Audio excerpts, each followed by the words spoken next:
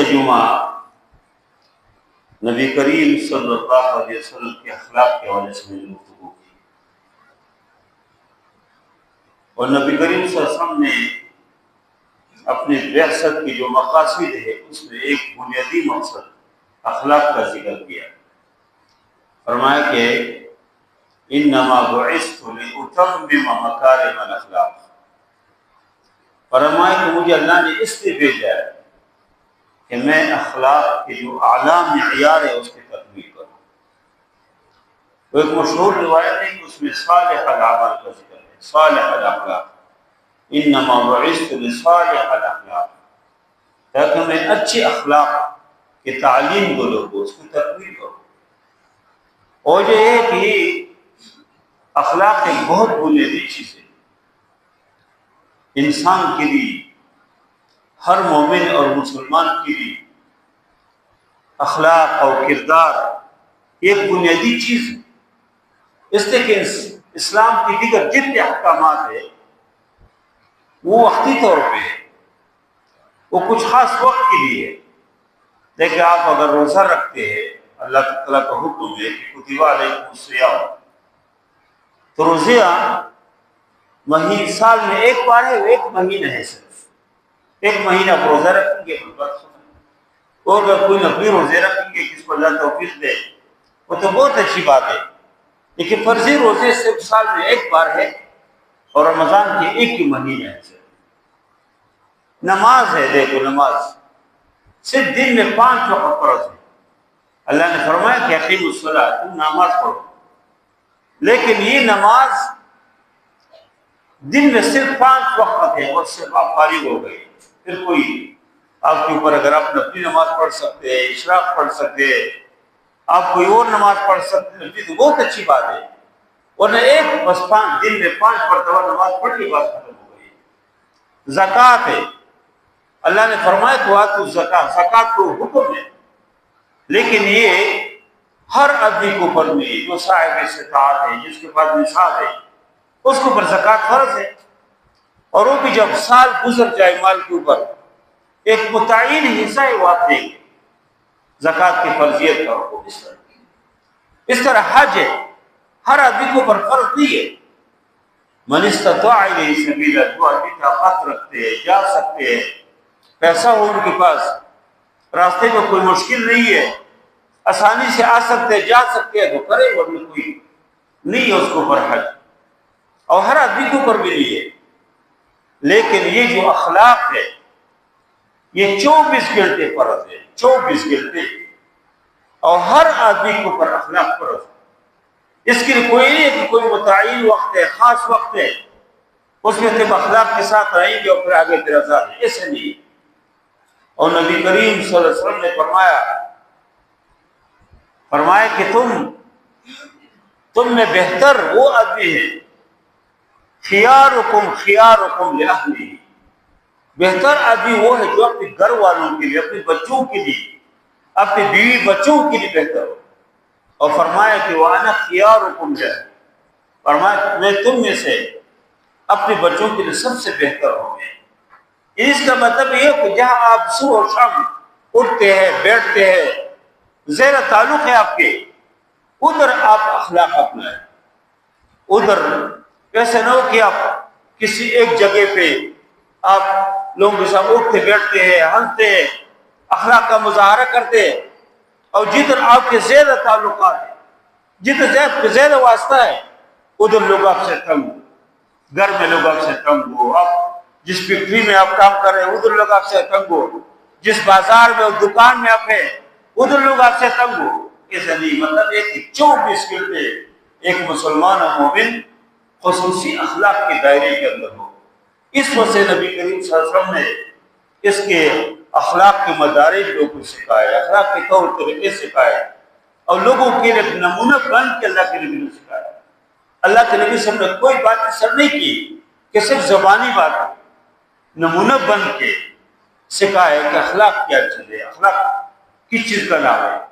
اور میں اکثر یہ کہتا ہوں کہ ایک انسان کے اندر اصل چیز اخلاق ہے، اس کی کردار ہے، اس کے سیرت و کردار، اس کی اثار، اس کی قربانی، اس کی ہمدردی اور رحم دلی، یہ چیزیں ایک انسان کے اندر بنیادی صفت ہے۔ اگر یہ کسی آدمی کے اندر نہیں ہے، یہ اخلاق نہیں ہے، یہ کردار نہیں ہے اور ایک مثالی نمونہ نہیں ہے، تو وہ آدمی جتنے بھی وہ عبادت کرتے، جو کچھ بھی کرتے، اس کو فائدہ نہیں ہے۔ اور دوسرے کہ میں تو یہ کہتا ہوں کہ وہ کسی بکری سے بھی اور کسی گائے وغیرہ سے وہ بہتر نہیں ہے۔ اسی کو لوگ گوشت کھا سکتے، اس انسان کی گوشت کھانے قابل نہیں۔ انسان کو انسان اس لیے کہتے ہیں کہ ما سمي الانسان الا لانسی، اس کے اندر محبت ہے، لوگوں کے کام آنے کے ایک جذبہ ہے اس کے اندر، لوگوں کی اپنائیت، کسی کو مشکل میں تکلیف پہ دیکھ لے، اس کی مشکل اور تکلیف کو دور کرنا، اس کے لیے ہمدردی کا اظہار کرنا، ایک مسلمان و مومن کی اندر بطور خاص ایک خوبی ہونی چاہیے۔ اس سے نبی کریم صلی اللہ علیہ وسلم نے فرمایا کہ مجھے اللہ نے بھیجے اس مقصد کے لیے، انما بعثت لاتمم مکارم الاخلاق۔ اس سے نبی کریم صلی اللہ علیہ وسلم کے اخلاق اور پوری زندگی کو جب ہم دیکھتے، اللہ کے نبی صلی اللہ علیہ وسلم نے پورے انقلاب برپا کیا ہے۔ اس لیے اللہ کے نبی صلی اللہ علیہ وسلم صرف ایک مسجد کے اندر انسان نہیں تھے، اس کی پوری زندگی بھی دیکھتے ایک انقلابی زندگی ہے، ایک جدوجہد سے بھرپور زندگی ہے، محنت سے بھرپور زندگی ہے۔ جب تک مکے میں تھے 13 سال کے اندر، دیکھو کشمکش کی زندگی، روحی امنگ کی حیات، کشمکش انقلاب، کشمکش تبدیلی میں، اور لوگوں کے ساتھ اٹھنے بیٹھنے میں اور اس کے لوگوں کے ساتھ مقابلہ کرنے میں لگے رہے۔ اور جب تک مکے سے جب ہجرت کر کے مدینہ المنورہ گئے تو اس کی 10 سال کی جو زندگی ہے وہ پوری ایک محنت کی زندگی ہے، ایک کشمکش کی زندگی ہے، ایک انقلاب کی زندگی ہے۔ اس سے نبی کریم صلی اللہ علیہ وسلم کے بارے میں جو اللہ نے فرمایا لقد کان لکم فی رسول اللہ اسوۃ حسنہ، کہ نبی کریم صلی اللہ علیہ وسلم کے ساتھ میں آپ کی نمونہ ہے۔ اور پھر دیکھو جو بنیادی مقاصد ذکر کیا، آج جو میں نے آیات تلاوت کی، فرمایا هو الذی ارسل رسولہ بالہدی ودین الحق لیظہرہ علی الدین کلہ ولو کرہ المشرکون ولو کرہ الکافرون۔ دو جگہ یہ آیت اللہ نے ذکر کی، ایک صورت صافات میں اور ایک صورت فتح میں اللہ نے ذکر کیا۔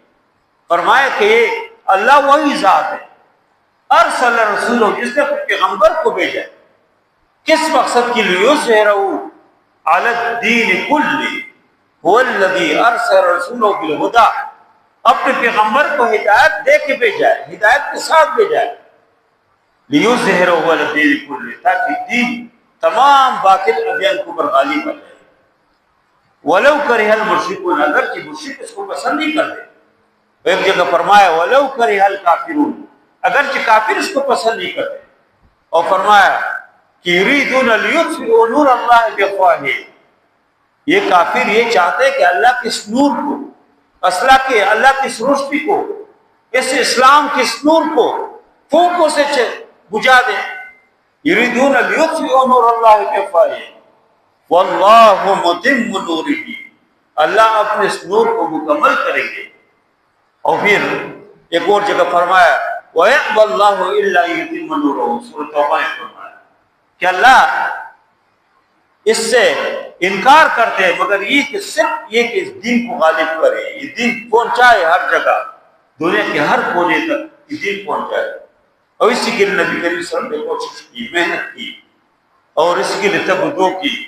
جو نبی کریم صلی اللہ علیہ وسلم کی جو ہجرت ہے، دیکھو ہجرت میں جا رہے، گھر بار چھوڑ کے جا رہے، جب مکے سے نکلتے ہیں تو مکے کی طرف دیکھتے ہیں کہ یا بیت اللہ، اے اللہ کے گھر، اے مکے، دل نہیں چاہتے کہ میں نکل جاؤں، لیکن مجھے دشمن نہیں چھوڑ رہے، اپنے خاندان کے لوگ نہیں چھوڑ رہے، میں کیا کروں؟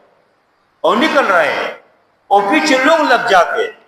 سراقہ بن مالک 100 اونٹوں کے لالچ میں نبی کریم صلی اللہ علیہ وسلم کے پیچھے لگ جاتے، اور قریب پہنچ جاتے تو ادھر اس کی جو گھوڑا ہے وہ ٹھوکر لگتے ہیں، اس کو زمین کے اندر دم جاتے، پھر اٹھتے اور پھر آگے بڑھتے، اور پھر نبی کریم صلی اللہ علیہ وسلم کے قریب پہنچ کے 3 بار ٹوکرے کھانے کے بعد جب ادھر قریب پہنچے اندازہ ہو گیا کہ یہ کوئی عام انسان نہیں. اور اس موقع پہ نبی کریم صلی اللہ علیہ وسلم سے کہا کہ یا رسول اللہ مجھے امان دے دو کہ جب آپ کی حکومت آ جائے، جب آپ غالب ہو جائے، جب دین غالب ہو جائے تو مجھے امن دے دو اور مجھے لکھ کے دے دو. دیکھو ایک آدمی گھر بار چھوڑ کے جا رہا ہے، نکل کے جا رہا ہے اور اپنے علاقے کو، اپنے ملک کو چھوڑ کے جا رہے لے، اور سراقہ اس کے 100 اونٹوں کے لالچ میں اس کے پیچھے جا رہے. لیکن سراقہ کو بھی احساس ہوا، اندازہ ہو گیا کہ کوئی معمولی آدمی نہیں ہے، اور ادھر اس سے کہتے تھے مجھے امن دے دو. اور نبی کریم صلی اللہ علیہ وسلم نے اس سے کہا کہ سراقہ امن تو معمولی بات ہے، اور کہا اس وقت کو یاد رکھو کہ کسریٰ کے جو کنگن ہے وہ آپ کے ہاتھوں میں دیں گے، آپ کے ہاتھوں میں وہ کنگن دیں گے. انہیں کہ کس طرح ہو سکتے ہیں کہ کسریٰ جو اس زمانے کے بہت بڑی سلطنت، جس طرح آج کل کوئی کہے کہ امریکہ جی کی صدر کا نام لے کے فلان چیز اب لے کے آپ کے ہاتھ میں دیں گے. ایک آدمی گھر سے نکل رہا ہے، اتنی مشکلات میں ہے، لیکن یقین دے کے، عزم دے کے، اللہ کے ذات کے اوپر اعتماد اور توکل دے کے، جو کہتے ہیں کہ جو یقین کی راہ پہ چل پڑے انہی منزلوں نے پناہ دی، جنہیں وسوسوں نے ڈرا دیا وہ قدم قدم پہ بہہ گئے. اصل چیز یقینی محکم، عمل پیہم، محبت پاک عالم، جہاد زندگانی میں ہے یہ مردوں کی شمشیر. یقینی محکم، نبی کریم صلی اللہ علیہ وسلم کے اندر یقینی محکم، مضبوط یقین، عمل پیہم، مسلسل تگدو، کام، کوشش، محبت پاک عالم، ایک محبت کے ایک مرکز. یعنی گھر سے نکل رہے اور سراقہ سے کہتے کہ اس دور کو یاد رکھو کہ جب کسریٰ کے کنگن ہم آپ کے ہاتھوں میں دیں. اور پھر کچھ وقت بعد جب یہ فتوحات ہو گئی اور مکے کے بعد مکہ فتوحات ہو گئی، تمام غزوات ہو گئی، تو عمر فاروق رضی اللہ عنہ کے دور میں کسریٰ کے وہ تاج لایا، اس کے وہ کنگن لائے، اور پھر سراقہ کو بلایا گیا. باقاعدہ سراقہ سے کہا کہ دیکھو یہ سونے کی کنگن، یہ چونکہ مرد کے لیے جائز نہیں ہے، حرام ہے، لیکن چونکہ اللہ کے نبی نے فرمایا تو آپ کے ہاتھ میں ایک بار ڈال دو. اس کے ہاتھ میں ڈال دیا، پھر نکال دیا. دیکھو نبی کریم صلی اللہ علیہ وسلم جا رہے، مشکل میں ہے، لیکن یقین ہے کہ اللہ تعالیٰ اسی دین کے برکت سے، اس اسلام کے برکت سے، اس اخوت اور محبت کے اس پیغام کی بدلے میں اللہ تعالیٰ دین کو غالب کرے گی. اور پھر وقت لوگ نے دیکھ لیا. نبی کریم صلی اللہ علیہ وسلم، یہ جو حدیث ہے، نبی کریم صلی اللہ علیہ وسلم بیت اللہ کی دیوار کے ساتھ ٹیک لگا کے بیٹھے، حضرت خباب بن عارت تشریف لائے اور کہا یا رسول اللہ الا تستنصرنا الا تدعو لنا، یا رسول اللہ ہمارے لیے دعائیں نہیں کر رہے، یا رسول اللہ ہمارے لیے مدد نہیں مانگتے اللہ سے. نبی کریم صلی اللہ علیہ وسلم بیت اللہ کی دیوار چھوڑ کے سیدھے ہو کے بیٹھ گئے اور کہا یا خباب جلد بازی نہ کرو، اور فرمایا کہ قد کان قبلکم امم، آپ سے پہلے ایسی امتی گزرے، ایسے قومی گزرے کہ اس کو فیحفر له فی الارض، زمین میں اس کے گڑھا کھودا کیا، اور اس کے اوپر فیجاء بالمنشار، اور پھر آری کو لایا اور سر کے اوپر رکھ کے فیشق بس نے اس کو 2 ٹکڑے کیا سر سے. اس دعوت کے نتیجے میں اللہ کے نبی نے فرمایا خباب بن عارت کو کہ لوگوں کو قبر کے اس کے لیے گڑھا کھودا گیا اور سر کے اوپر آری رکھ کے اس کو 2 ٹکڑے کیا، اور فرمایا کہ وَيُمْشَطُ بِأَمْشَاطِ الْحَدِيدِ، کہ لوہے کے کنگن سے، لوہے کی کنگھی سے اس کے گوشت کو ہڈی سے الگ کیا گیا. لیکن فرمایا کہ وَاللَّهِ مَا يَسُدُّهُ عَنْ ذَلِكَ، وہ دین سے نہیں روکے، دین سے پیچھے نہیں ہٹے. اور پھر نبی کریم صلی اللہ علیہ وسلم فرمایا وَاللَّهِ لَا يُتِمَّنَّ اللَّهُ هَذَا الْأَمْرَ، اللہ کی قسم اللہ اس دین کو مکمل کریں گے، اس کو غالب کریں گے. اور فرمایا حَتَّى يَسِيرَ الرَّاكِبُ مِنْ صَنْعَاءَ إِلَى حَضْرَمَوْتٍ لَا يَخَافُ إِلَّا اللَّهَ، فرمایا کہ ایک سوار اپنے سواری کے اوپر سوار ہوگا اور وہ من صنعاء الی حضرموت، صنعاء سے حضرموت تک جائیں گے، دور دور کے علاقے. جیسے کوئی آج کل کہے کہ کراچی سے کافی پشاور تک جائیں گے، اور اللہ کے خوف کے علاوہ کوئی خوف نہیں ہوگا، کوئی چور، کوئی ڈاکو، کوئی رزن، کچھ نہیں ہوگا. فرمایا کہ اوِّذِّئْبُ عَلَىٰ غَنَمِهِ، فرمایا کہ ایک آدمی حتی یسیر راکب من صنعاء الی حضرموت لا یخاف الا اللہ، اوِّذِّئْبُ عَلَىٰ غَنَمِهِ، اور کوئی جو بکریاں لوگ اس کو جو بھیڑیا کہتے ہیں، اور یہ ساری چیزیں ایک حفاظت کا دور رہے گا، ایک امن کا دور آ جائے گا. وہ ایک آدمی اکیلے میں سفر کرے گا، خدا کے خوف کے علاوہ کوئی خوف نہیں. لوگ حیران تھے کہ کیسے ہو سکتے ہیں، یہ جو بنو تغلب کے ڈاکو ہے، یہ جو مکے کی بڑی بڑی رہزن ہے، یہ کیسے ہو سکتے ہیں؟ انہیں دیکھو خباب بن عرت رضی اللہ عنہ جو ابتدائی دور مکے کے اس پہ اسلام قبول کیا، اور خباب بن عرت رضی اللہ عنہ نے خود بہت مشکل برداشت کی. ام انمار ایک عورت کی مکے کے، بہت جاہل قسم کی ضدی عورت، اس کے غلام تھے اور یہ لوہار کے کام جانتے تھے. جب اسے اسلام قبول کیا تو انگاروں کے اوپر لٹاتے تھے، اور انگار اس کے بدن سے جو پیپ نکل جاتے، خون نکلتے تھے، پانی نکلتے تھے، اس سے انگارے بجھ جاتے تھے. لیکن اللہ کے نبی نے اس سے فرمایا کہ خباب جلدی نہ کرو، یہ دین اللہ غالب کریں گے. اور ایسے حتی یسیر راکب من صنعاء الی حضرموت، صنعاء سے حضرموت تک ایک مسافر جائیں گے اور اللہ کے خوف کے خداوت کوئی خوف نہیں ہو. لوگ حیران تھے کہ کیسے ہو سکتے ہیں. ایک آدمی جو دعوت خفیہ دے رہا ہے، اس کے ساتھ چند لوگ اس کے ساتھی ہے، غلام ہے، چند بچے ہیں، کوئی ہے بھی نہیں، یہ دن کیسے غالب ہو سکتے ہیں؟ لیکن وہی بات ہے جو پہلے میں نے ذکر کیا کہ جو یقین کی راہ پہ چل پڑے انہیں منزلوں نے پناہ دی، اور جنہیں وسوسوں نے ڈرا دیا وہ قدم قدم پہ بہہ گئی. اللہ کے نبی کو یقین تھا کہ دن مغلوب ہونے کے لیے، غالب ہونے کے لیے، یہ دن غالب ہو جائیں گے. وَكَلِمَةُ اللَّهِ هِيَ الْعُلْيَا، اللہ کی کلمہ، یہ دین، یہ غالب ہو جائیں گے، یہ غلبی کے لیے. اور پھر وہ دیکھا عمر فاروق کے دنوں کے دور میں، رات کے تاریکی میں عمر فاروق کے دنوں پر گشت کر رہے ہیں، 24 لاکھ مربع زمین کے اوپر حکومت ہے، گشت کر رہے. دیکھا کہ رات کا وقت ہے، ایک مسافر کی اونٹ مدینے کی طرف وہ مسافر آ رہے ہیں. عمر فاروق کے دونوں جا کے اور اس اونٹ کے مہار کو پکڑ لیا اور پوچھا من انت، آپ کون ہیں؟ اس نے پوچھا کیا؟ عمر فاروق کا انتقال ہو گیا. پھر عمر فاروق نے پھر پوچھا کہ آپ کون ہیں؟ رات کی تاریکی میں مدینے میں داخل ہو رہے بے خوف و خطر. اس نے پھر یہی پوچھا کہ عمر فاروق کا انتقال ہو گیا. اور جب تیسری بار عمر فاروق نے پوچھا تو ایک عورت تھی، ایک نسوانی عورت، ایک نسوانی آواز فضا میں گونج اٹھی، اور اس نے کہا اللہ کی قسم یا عمر فاروق کا انتقال ہو گیا، اور یا عمر فاروق یا جو ہے کوئی اور مسئلہ ہوا، ورنہ اس رات کی تاریکی میں کسی کے اندر جرت نہیں ہے کہ کسی مسافر کی اونٹ کی مہار پر. پتہ چلا، کہا یا عمر فاروق کا انتقال ہو یا تو خود عمر فاروق. تو عمر فاروق کا نے شکر ادا کیا کہ الحمدللہ سے امن آ گیا، سے اطمینان آ گیا.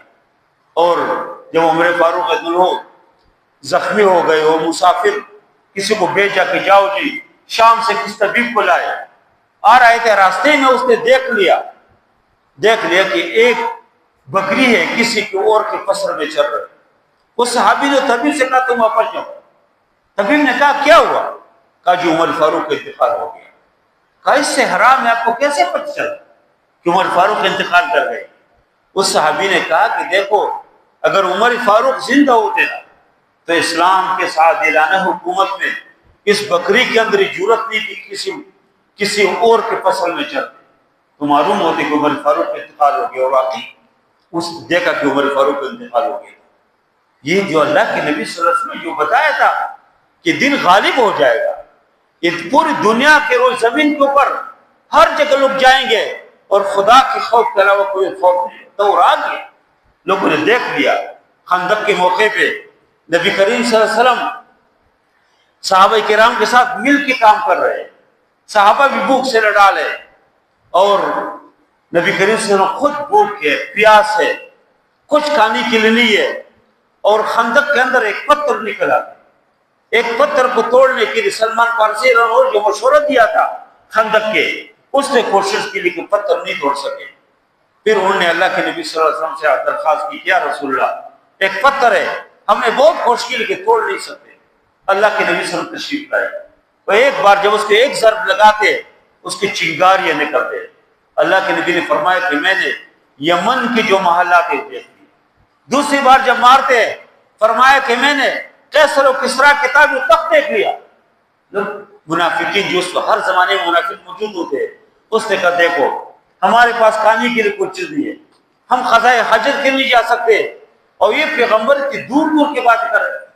دیکھو سب اللہ ہے، سب پھر لوگوں نے دیکھ لیا، جو کانوں نے یہ بات سنی وہ آنکھوں نے دیکھ لیا، اور اللہ نے اس دین کو غالب کیا، پوری روز زمین کے اوپر اللہ نے اس دین کو غالب کیا۔ اور یہ پھر ایک ایک موقع پہ لوگوں نے دیکھ لیا، وہی مکہ جہاں پر نبی کریم صلی اللہ علیہ وسلم داخل ہو رہے تھے، عبادت کرنا چاہ رہے تھے، جب وہ مکے میں تھے اور اس وقت چند لوگ ان کے ساتھ تھے، تو عثمان بن طلحہ اس وقت مدینے کی کلید بردار تھے، چابی ان کے پاس تھی۔ نبی کریم صلی اللہ علیہ وسلم نے ان سے درخواست کی کہ عثمان یہ بیت اللہ کو ذرا بولو کہ میں اندر جا کے عبادت کرو۔ عثمان نے کہا نہیں، آپ کے لیے نہیں، یہ آپ کے لیے نہیں کھول سکتے۔ عثمان اس وقت اللہ کے نبی نے دیکھو بیت اللہ کے اندر داخل نہیں ہو سکتے، مشکل میں چند ساتھی ہے ساتھ، لیکن یقین ہے کہ اللہ اس مکے کو فتح کریں گے۔ ان سے کہا کہ عثمان یاد رکھو ایسے دور آئے گا کہ کنجی میرے ہاتھ میں ہوگی، میں جس کو چاہتا ہوں اس کو دوں گا۔ اس نے کہا یہ تو پھر قریش کے لیے بڑی شرمندگی کے وقت ہے اور بہت زیادہ شرمندگی ہوگی۔ اس نے کہا نہیں، قریش کی عزت کی بات ہے، عرب کی عزت کی بات ہے، اللہ اسلام کو غالب کریں گے، یہ مکہ فتح ہوگا، اور یہ چابی میرے ہاتھ میں ہوگی، اور میں جس کو چاہتا ہوں اس کو دے دوں گا۔ پھر فتح مکہ کے موقع پہ مکہ فتح ہو گیا اور سارے لوگ موجود تھے، اور اللہ کے نبی صلی اللہ علیہ وسلم کے ہاتھ میں کنجی۔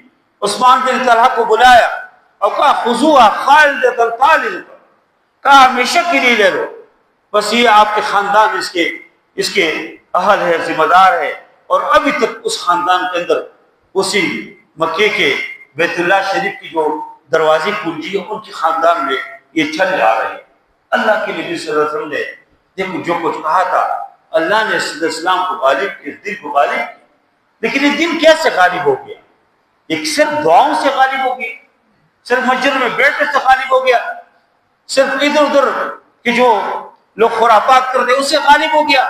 نہیں، اس کے لیے نبی کریم صلی اللہ علیہ وسلم کے بنیادی چیز ہے۔ ایک تو اللہ کے نبی نے دعوت دی لوگوں کو، دعوت، اور یہ دعوت صرف علماء کا کام نہیں ہے، یہ دعوت صرف مسجد کی یہ نہیں ہے کہ مسجد کی مولوی کا کام ہے۔ ہر مسلمان، ہر مومن جس کے پاس یہ کلمہ پہنچائے اس کی ذمہ داری ہے کہ لوگ کو دعوت پہنچائے۔ وَكَذَلِكَ جَعَلْنَاكُمْ أُمَّةً وَسَطًا لِتَكُونُوا شُهَدَاءَ عَلَى النَّاسِ، شہادت حق پیمفلیٹ ہے اس کے نام سے، مولانا مودودی رحمہ اللہ کے۔ ہر مومن کی ذمہ داری کہ جو آپ نے جو کلمہ پڑھا ہے ان لوگوں تک پہنچائے، نہیں پہنچا رہے تو قیامت کے دن اللہ کو پکڑیں گے۔ قیامت کے دن ایک آدمی آئے گا اور آپ کو گریبان سے پکڑیں گے، پوچھیں گے کیوں؟ کہیں گے کہ اس آدمی کے پاس حق بات کی، دین کی بات پہنچے، دین کے پاس کلمہ ان کے پاس تھا، انہیں مجھے نہیں پہنچایا، میری ذمہ داری ہے، میرا حق تھا ان کے اوپر، اس لیے میں نے اس کو گریبان سے پکڑ لیا۔ تو نبی کریم صلی اللہ علیہ وسلم نے سب سے بنیادی جو کام کیا ہے کہ دعوت پہنچائے، سب سے پہلے اپنے خاندان کو، اپنے گھر کو۔ جب اللہ نے فرمایا کہ وَأَنذِرْ عَشِيرَتَكَ الْأَقْرَبِينَ، اپنے ستاروں کو، اپنے قریب لوگوں کو بلاؤ، اس کو ڈراؤ، تو اللہ کے نبی نے باقاعدہ دعوت کی، بکری ذبح کی اور خاندان کے لوگوں کو بلایا، اس کو دعوت دی، اور ایک ایک کو مخاطب کیا کہ قیامت کے دن میں نہیں چھوڑا سکتا ہوں جب تک تم اسلام قبول نہ کرے، جب تک کلمہ نہ پڑھے۔ اور گھر کے اندر زور کے وقت تشریف لائے، تکا ہوا ہے، کھانا نہیں کھایا، اور ادھر کس نے کہا کہ ایک قافلہ آیا تو کھانا چھوڑ کے جا رہے۔ حضرت عائشہ نے فرمایا کہ یا رسول اللہ ابھی تو باہر سے ہے، تھوڑا صبر کرو، بعد میں جاؤ۔ اللہ کے نبی نے فرمایا نہیں عائشہ، کیا پتہ مجھے کوئی حادثہ ہو جائے، مجھے کوئی واقعہ ہو جائے، یا وہ لوگ چلے جائیں، اور میرے دعوت کے بغیر وہ چل جاتے. کتنی عجیب بات. اور اللہ کے نبی صلی اللہ علیہ وسلم کھانا چھوڑ کر صبح شام، اور ہر ایک کے ذوالمجاز اس وقت میلہ ہوتا تھا بہت بڑا مکی کے اندر، اس میں خرافات بھی بہت ہوتے تھے. اوکاس ایک میلہ تھا، اور میلے تھے. ان میلوں میں اللہ کے نبی صلی اللہ علیہ وسلم جاتے تھے، لوگوں کو دعوت دیتے تھے، لوگوں کو اسلام کی طرف بلاتے تھے. اور پھر کوہ صفا کے اوپر چڑھ کے لوگوں کو عمومی، جب اللہ نے فرمایا کہ عام دعوت دی. پھر خطوط بھیجی پوری دنیا میں، عرب و عجم کی بادشاہوں کے پاس ایک ایک صحابی پہنچا مختلف جگہوں میں، اور اسلام کی دعوت کو بھی تک پہنچایا. ایک بنیادی چیز دعوت ہے. ہر مسلمان مومن کی ذمہ نبی کریم صلی اللہ علیہ وسلم کی طرف سے فرض ہے، قرض ہے. ہم نے جو کلمہ پڑھا ہے کہ لا الہ الا اللہ محمد رسول اللہ، اس کلمے کی دعوت وہ لوگوں کو دے، اسلام کے حقانیت کی دعوت کو ان لوگوں تک پہنچائے. دوسرے نمبر پر اللہ کے نبی صلی اللہ علیہ وسلم نے جو کچھ کیا وہ اسلامی جہاد ہے. دیکھو نبی کریم صلی اللہ علیہ وسلم جب ہجرت کر کے مدینہ المنورہ میں گئے، 10 سال میں کوئی 26 یا 27 یا 28 بعض روایت کے مطابق 29 غزوات ہیں جس میں اللہ کے نبی صلی اللہ علیہ وسلم خود تشریف لے گئے، اور سرائے ساتھ ملائے تو یہ کوئی 60 کے قریب ہو جاتے ہیں، کوئی 58 یا 60 کے قریب سرائے ہے کہ جو اللہ کے نبی صلی اللہ علیہ وسلم نے خود نہیں جا سکے، وسائل نہ ہونے کی وجہ سے. خود جب اللہ کے نبی صلی اللہ علیہ وسلم نکلتے تھے پھر بھی نکلتے تھے. اس وجہ سے بعض غزوات میں اللہ کے نبی صلی اللہ علیہ وسلم نہیں گئے، ورنہ ہر موقع پر خود جاتے.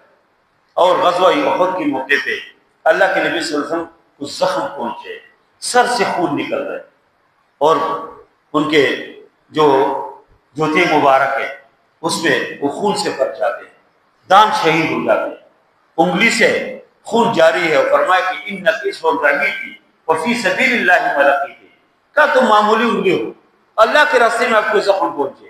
اور پھر فرمایا کہ میں چاہتا ہوں کہ میں اللہ کے راستے میں شہید ہو جاؤں پھر زندہ ہو جاؤں. لو وجدت ان اقتل فی سبیل اللہ ثم احیا ثم اقتل ثم احیا ثم اقتل. 10 بار تمنا کی اللہ کے نبی صلی اللہ علیہ وسلم نے. تو یہ بنیادی دوسرے نمبر پر جو کام کیا کہ پوری دنیا کے اندر اسلام کے غلبی کے لیے، دین کی غلبی کے لیے، جو اسلام کے راستے میں جو رکاوٹ ہو، جس طرح کوئی آبادی بنا رہے، کوئی روڈ بنا رہے، اس میں کوئی پتھر آ جائے، اس کا حل یہ کہ آپ اس کو توڑیں گے، توڑنے کے بغیر وہ کوئی حل نہیں ہے. اس لیے اس کے ذریعے سے. اور تیسرے نمبر پر نبی کریم صلی اللہ علیہ وسلم نے اپنے اخلاق کے ذریعے سے، بنیادی کردار، بہترین اخلاق، اس کے نتیجے میں لوگ اسلام کے قریب آئے، دین کے قریب آئے، اور اسلام کو اللہ نے غالب کیا. اس لیے میرے بھائیوں، یہ ایک نبی کریم صلی اللہ علیہ وسلم کے جو پوری زندگی اگر پڑھے صحیح سیرت تو دیکھیں کہ اس میں بہت کچھ ہے. ہمیں صرف چند چیزیں ہمیں معلوم ہے. اس سے میں آپ سے درخواست کرتا ہوں، میرے سب نوجوان موجود ہیں، بزرگ موجود ہیں، اللہ کی اس کتاب کو کم از کم ایک بار ترجمے کے ساتھ پڑھو، ورنہ قیامت کے دن اللہ کے سامنے کوئی جواب نہیں دے سکیں گے. اللہ پوچھیں گے کہ آپ نے کیا کیا. 30 پارے قرآن، آپ میڈیکل کی ساری کتابیں پڑھ سکتے ہیں، انجینئرنگ کو پڑھ سکتے، مختلف پڑھ سکتے ہیں. آپ نے ایک آسان کتاب قرآن، آپ نے اس کو سمجھانے کی 30 پارے کتاب کے اندر کیا، ہر کی تفاصیر موجود ہے الحمدللہ ہر جگہ. یہاں بھی شیخ امین صاحب کے درس عشاء کے بعد، اور مسجد میں جہاں پر جس مولوی کے اوپر آپ کو اعتماد ہو، جس تفسیر کے اوپر آپ کو اعتماد ہو، پڑھو. قیامت کے دن اللہ کے سامنے کوئی جواب نہیں دے سکے گے. دوسرے کی سیرت کی جو کتاب ہے، اللہ کے نبی صلی اللہ علیہ وسلم کی سیرت پوری طرح پڑھو کہ اللہ کے نبی صلی اللہ علیہ وسلم کی زندگی 23 سالہ زندگی کتنی بابرکت زندگی، کتنی خوبصورت زندگی ہے. اس کو پڑھو اور اس کے مطابق کرنے کی کوشش کرے، اپنی زندگی کو بنائے. اسی میں دنیا کے بھی خیر ہے، اسی بھی آخرت کی بھی خیر ہے. آخر میں صرف 2 باتیں آپ کے سامنے عرض کرنا چاہتا ہوں. ایک بات تو یہ ہے کہ ہمیں پوری دنیا میں کیا ہو رہا ہے، اسلام کے خلاف کیا سازشیں ہو رہا ہے، مسلمان کیا کچھ کر رہے ہیں، وہ تو ہمارے علم میں ہونی چاہیے. اس وقت جو گلوبل سمود فلوٹیلا جو ایک سمندری قافلہ ہے، ادھر اسپین سے نکل کے ٹیونس اور ٹیونس کے آگے، وہ پوری طرح ایک طرف تو اسرائیل کے نگرانی میں وہ ہے، اوپر سے ڈرون کے خطرات ہے، تو لیکن اس سے بڑھ کر سمندری جو موج ہے، سمندری جو پانی ہے، اور طغیانی اور طوفان، اس کا بہت خطرہ ہے. لیکن الحمدللہ کہ ایک سمندری قافلہ وہ شروع ہے اور غزے کی طرف اسی جہازوں میں جو سمندری جہاز ہے اس میں ادویات، اس میں کھانے کی چیزیں، اس میں بچوں کے لیے دودھ ہے، اس میں ضروری جو زندگی کی چیزیں ہے وہ، اور سب سے بڑھ کر وہ کہتے ہیں کہ ہم جا کے یہ جو غزہ کا محاصرہ اس کو توڑنا چاہتے ہیں۔ لیکن افسوس کے بات ہے کہ پوری اسلامی دنیا اور پوری کسی ملک نے اس کے ابھی تک اس کے دفاع کے لیے کوئی آواز نہیں اٹھائی۔ ایک تو ہم ان ممالک کے جہاں جہاں پر سے گزرتے ہیں، جو ممالک کو لگتے ہیں، ان کی ذمہ داری ہے کہ اس قافلے کو ان کو تحفظ دے دے، اس کو سہولیات دے دے۔ اور دوسری طرف ہم تمہارے مسلمانوں کی ذمہ داری بس اس کے لیے بہت واضح ہے۔ اس میں دیکھو مسلمان بہت کم ہے، اس میں کوئی 30% مسلمان ہے، اس میں تقریباً کوئی 60 یا 70% غیر مسلم ہے۔ اس میں دیکھو نیلسن منڈیلا جو تھا اس کا کوئی پوتا یا نواسہ اس میں ترکی کے پارلیمنٹرین اس میں مختلف خواتین جو اس کی پردہ بھی مکمل نہیں ہے، لیکن ایک انسانی ہمدردی کی بنیاد پہ کہ غزہ میں ایک انسان مر رہا ہے، بچے مر رہے ہیں، اس میں خواتین مر رہے ہیں، اسی ہمدردی کی وجہ سے وہ اس قافلے کے سر چلی۔ اور الحمدللہ ہمارے لیے فخر کی بات ہے کہ پاکستان سے مسلم 6 افراد موجود، اس میں ایک سینیٹر مشتاق احمد خان جو ماشاءاللہ ایک جرأت کا نام ہے، ایک بہادری کا نام ہے، اور ہر وقت اس نے بغیر کسی تعصب کے، بغیر کسی تہذب کے، بغیر کسی تنظیم پرستی کے، اس نے ہر حق کے لیے بات اٹھائی۔ الحمدللہ اس میں موجود ہے، اور سب کو چوٹ چاڑ کے وہ کہتے ہیں کہ میں نے وصیت لکھ دی، میں شہید ہو جاؤں۔ دوسری طرف پیر مظہر جو بہت بڑے ایک خاندانی آدمی ہے، اور اس وقت بھی وہ گلگت بلتستان کی حکومت کی وزیر ہے، وہ اپنا سب کو چوٹ چاڑ کے اس کے ساتھ، اور 4 اور لوگ ہیں، اور ہر جگہ پاکستانی جھنڈا لہرا، اور ایک پورے عزم و یقین کے ساتھ وہ نکلے۔ تو ہمیں ان لوگوں کے لیے ہمیں دعائیں کرنی چاہیے۔ ہمارے موبائل کے جو فیس بک ہے وہ اس مقصد کے لیے استعمال کرے، یوٹیوب اس کے لیے استعمال کرے، جو آپ کے ساتھ 5 چیزیں ہیں استعمال کرے۔ یہ ہمارے مسلمان بھائی اس میں شریک ہے، اس میں یہ جو دیگر لوگ شریک ایک نیک مقصد کے لیے جا رہے ہیں۔ اور سب سے بڑی بات یہ ہے کہ اسرائیل ایک درندہ ہے، ایک باولا کتا ہے، اس سے کوئی توقع نہیں ہے کہ ان کو کوئی چھوڑیں گے، کسی وقت حملہ کر سکتے ہیں۔ اس دن بھی رات کے وقت مشتاق صاحب کی جو ویڈیو ہے وہ دکھا رہے ہیں کہ دیکھو اس وقت بھی ہمارے اوپر ڈرون حملہ جو ہے اس کے گشت جاری ہے۔ دن میں دکھائے 2 ڈرون حملے، 2 ڈرون جو ان کی ڈرون ہے اس کے اوپر گشت کر رہے ہیں، اور اس کو پوری طرح مانیٹر کر رہے ہیں، آگے جا کر ان کے اوپر حملہ کرے۔ اس لیے ان کی خصوصی دعائیں بھی کرے، اپنی دعاؤں میں ان کو یاد رکھے، اور آپ کے پاس جو کچھ ہے جہاں کی جگہ بیٹھے لوگوں کو پتہ نہیں، اس کو باخبر کرو کہ بھائی یہ جو سمندری قافلہ کس وقت سے کی جا رہا ہے۔ اور دوسری بات جو میں بڑی خوشی کی بات ہے، میں خبر سناتا ہوں، اس وقت جو ہمارے وزیر اعظم نے سعودی کا دورہ کیا اور سعودی کے ساتھ جو معاہدے ہو گئے، میں سمجھتا ہوں کہ بہت خوشائن بات، اس پہ ہم سب کو خوش ہونا چاہیے۔ یہ معاہدہ یہ ہو گیا کہ ہم ایک دوسرے کے تحفظ کریں گے، اگر پاکستان کے اوپر کوئی حملہ کریں گے تو وہ تحفظ کریں گے، سعودی کے اوپر کوئی حملہ کریں گے تو پاکستان تحفظ کریں گے۔ اور سعودی اصل میں ایک معاشی ملک ہے، ایک خوبصورت، اللہ نے اس کو بہت کچھ دے دیا، اور پاکستان جو ہے دفاعی لحاظ سے ایک مضبوط ملک ہے، وہ معاشی لحاظ سے مضبوط ہے، ان کے پاس وسائل عید ان کے خرچ ہو رہے ہیں، اور ہمارے پاس دفاعی لحاظ سے مضبوط ملک ہے۔ اگر اس طرح معاہدہ ہمارے ہوئے، ہمارے ذریعے سے اگر اللہ حرم کی حفاظت کر رہے ہیں، ہمارے ذریعے سے اگر اللہ مسجد نبوی کی حفاظت کرے، ہمارے افواج کے ذریعے سے ایک اسلامی ملک کی حفاظت ہو، کتنی اچھی خوشی کی بات ہے۔ آگے ہم دعا کرتے ہیں کہ اللہ کرے یہ نیٹو ترقی کے اتحاد بن جائے، جس طرح ان کے نیٹو افواج ہے، ان کے جہاں چاہتے ہیں حملے کرنا چاہتے ہیں، جو کچھ کرتے ہیں، اللہ کرے کہ اس اتحاد، اس پہ وسعت آ جائے، جو 57 اسلامی ممالک ہیں یہ سب ایک ہو جائے، ایک جان بن جائے۔ ورنہ آپ دیکھیں کہ ابھی بھی نتنیاہو کل جو انہوں نے تقریر کیا ہے، وہ کہتے ہیں کوئی خوش فہمی میں نہ رہے کہ ہم کسی کو معاف کریں گے، نہیں، کہتے ہیں جہاں ہم چاہتے ہیں حملہ کریں گے، جہاں چاہتے ہیں ہم میزائل بھیجیں گے، جہاں تک چاہتے ہیں ڈرون بھیجیں گے، بالکل ایک کتے کی طرح۔ جس طرح کتے کو آپ کتے کو پتھر ماریں گے تو آپ سے بھاگیں گے، لیکن آپ کے کتے سے بھاگنے شروع کے پیچھے آپ کے لگ جاتے. دیکھو یہ چند گھنٹوں کی، یہ چند ایک ہفتے کے اندر اس نے 5-6 ممالک مسلمان کو حملہ کی، اور ابھی پاکستان کو بالکل کی دھمکی دے رہے. اس لیے اس دور میں اس پر اتحاد کی ضرورت ہے. ہماری دعا ہے کہ اللہ اس اتحاد کو اور بھی مضبوط کرے، اور اس طرح ساری اسلامی دنیا ایک ہو جائے، ایک ہو مسلم حرم کے پاس آنے کے لیے، نیل کے ساحل سے لے کر تا خاک اشرف. یہ ضرورت ہے اس دور کی. ورنہ دیکھو عرب دنیا سمجھ رہی تھی کہ ہمیں کچھ نہیں کہیں گے، ہمارے امریکہ کے ساتھ دوستی ہے، ہماری اسرائیل کے ساتھ دوستی ہے. یہ قطر دیکھو، قطر کے اوپر اسرائیل نے حملہ کیا تو قطر کے اندر سب سے بڑا امریکہ جو اڈا ہے، سب سے جس میں 10,000 امریکی فوجی ہے، اس کے سب کچھ خرچے یہ قطر کی حکومت دیتی ہے.